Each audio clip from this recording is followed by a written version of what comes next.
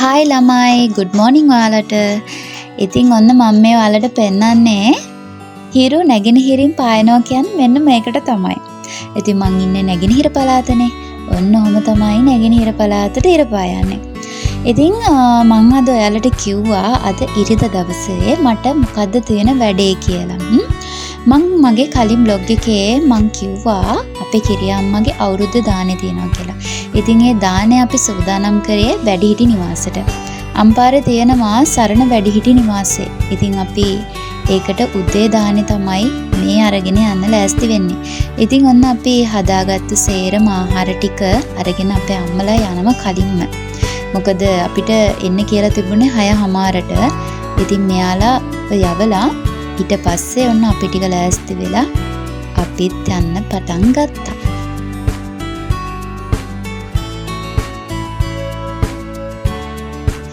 ඉතින් අපි ආවා සරණ වැඩිහිටි නිවාසෙට. මේක ඉන්නේ ගොඩාක් අහිංසක අසරණ ගොඩාක් මහලු වෙච්ච දෙමව්පියෝ.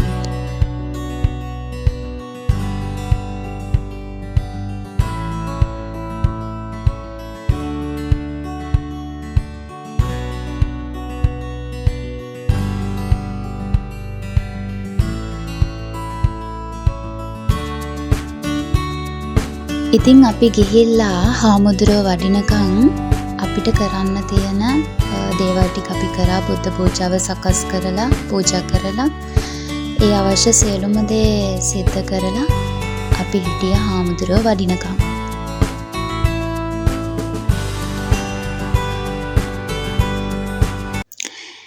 ඉතින් ඔයාලා දන්නවද අපේ ජීවිතවලට එන හැම හමුවීමක්ම වෙන වෙන දවසක් වෙලාවක් කිව්වේ නැති වුණාට එයාලට ඉන්න පුළුවන් කාලෙම කරන්නේ එයාලා අපිට ආදරය කරන එක. අපිත් එයාලට ආදරය කරන එක. එහෙම නේද ජීවිතේ ගෙවෙන්නේ. ඉතින් අපේ මේ ජීවිතේට එන හැම හමුවීමක්ම අනිවාර්යෙන්ම වෙන වෙන දවසක් එනවමයි. ඉතින් ඒ වෙන් වුණාට අපේ හිතවල දුක් තියෙනවා. නමුත් එයාලත් එක්ක අපි එකතු කරපු මතක එක්ක අපිට හැමදාටම සතුටින් ජීවත් වෙන්න පුළුවන් නම් අන්න එතන තමයි සැබෑම සතුට තියෙන්නේ. ඉතින් හාමුදුරුවෝ දේශනා කළේ ඒකම තමයි.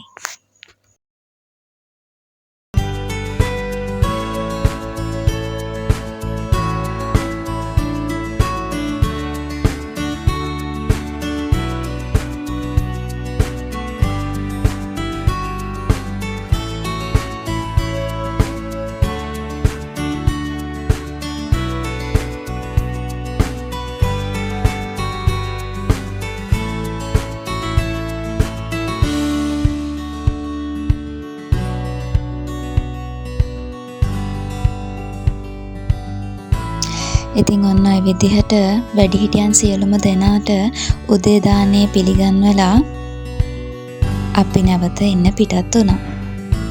ඉතින් මට කියන්න තියෙන්නේ තමන්ගේ ආදරණීය දෙමව්පියන් ආදරෙන් රැක බලා ගන්න කියලා. අදට ගිහින් එන්න.